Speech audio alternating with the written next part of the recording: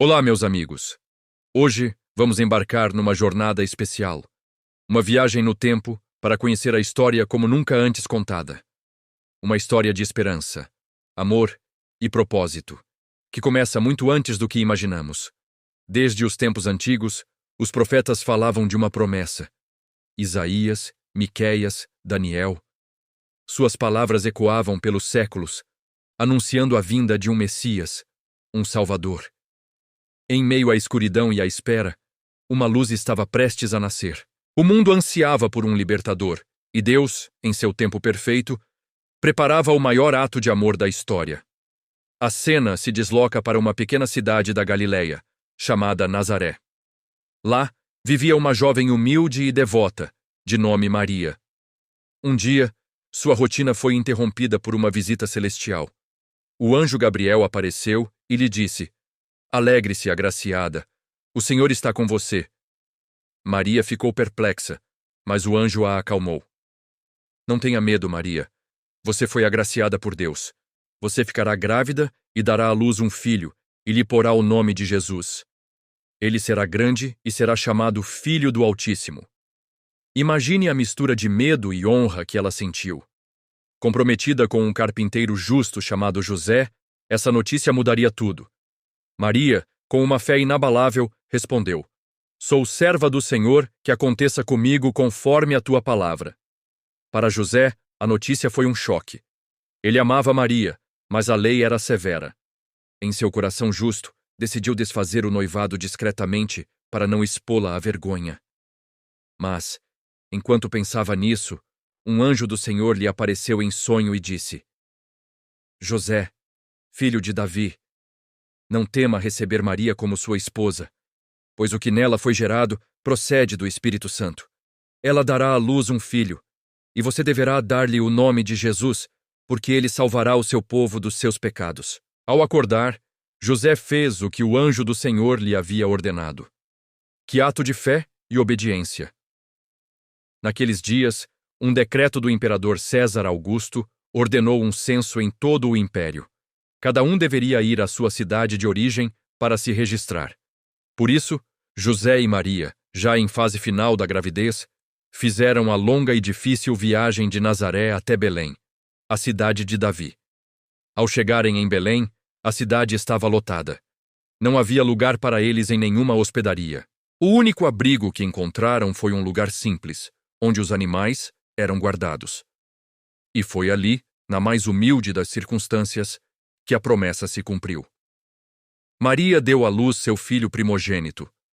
Ela o envolveu em panos e o colocou numa manjedoura. O rei do universo nasceu não em um palácio, mas em um estábulo.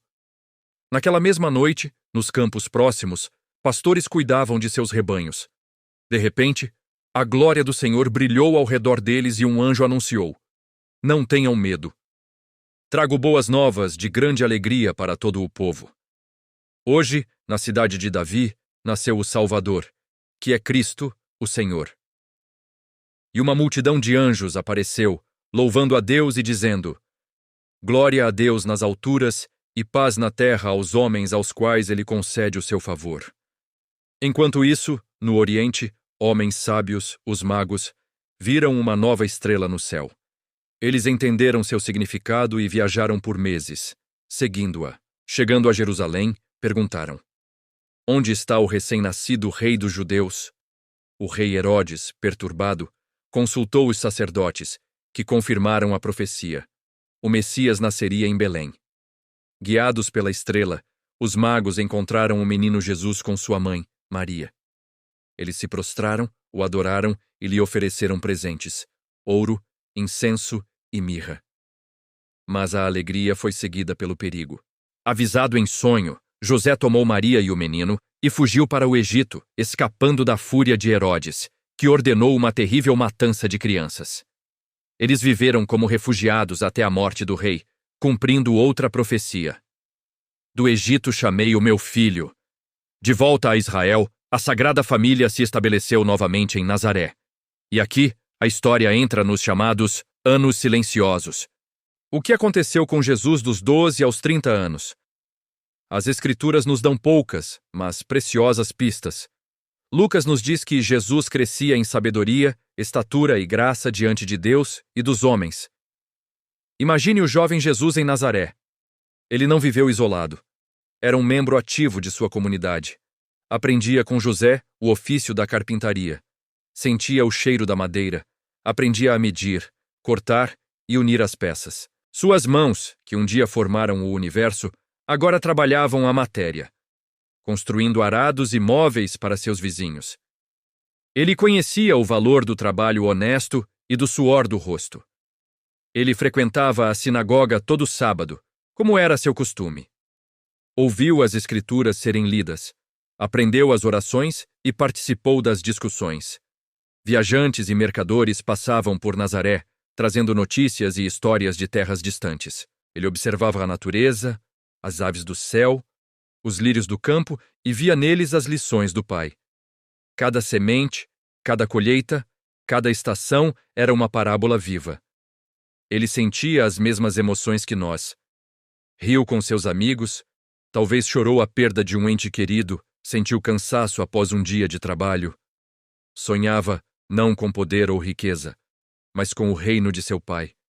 Em suas orações, nas colinas da Galileia, ele conversava intimamente com Deus. Era nesses momentos de comunhão que recebia força, sabedoria e a confirmação de sua missão. O Pai o aconselhava, preparando-o para o dia em que sua vida pública começaria. Durante esses 18 anos, ele não realizou milagres públicos. Estava se preparando, amadurecendo. Foi um tempo de aprendizado, de serviço silencioso, de crescimento humano e espiritual. Ele viveu uma vida comum de forma extraordinária, santificando cada momento com sua presença. Ele viveu entre nós, como um de nós, para nos mostrar o caminho. Ao completar 30 anos, o tempo de silêncio terminou. Era hora de cumprir o propósito para o qual nascera. Jesus deixou Nazaré e foi ao Rio Jordão, onde seu primo, João Batista, pregava o arrependimento. Ali ele foi batizado e os céus se abriram. O Espírito Santo desceu sobre ele como uma pomba e uma voz do céu disse: "Este é o meu filho amado, em quem me agrado." A missão havia começado. E qual é a herança dessa história para nós? Deus espera que, ao olharmos para a vida de Jesus, da manjedoura à carpintaria, da cruz à ressurreição, compreendamos a profundidade do seu amor. Ele nos deu seu Filho para que tivéssemos um exemplo, um guia, um Salvador. Ele espera que a humanidade abra o coração para essa mensagem de esperança, perdão e vida nova. Que possamos amar uns aos outros como ele nos amou, servir com humildade e viver com propósito. A história de Jesus não terminou com sua partida. O Apocalipse revela que ele retornará em glória, como Rei dos Reis e Senhor dos Senhores. Sua promessa de vida eterna continua de pé para todos que creem. Neste tempo especial que se aproxima, que a história do nascimento de Jesus encha nossos corações de gratidão e alegria. Que a simplicidade da manjedoura nos lembre do que realmente importa. Desejo a você e sua família um tempo de muita paz, amor e renovação. Que a luz daquela estrela de Belém brilhe em sua vida hoje e sempre. Muito obrigado por me acompanhar nesta jornada incrível. Se essa mensagem tocou seu coração, compartilhe com quem você ama. Inscreva-se no canal para mais histórias que transformam. Um grande abraço e até a próxima.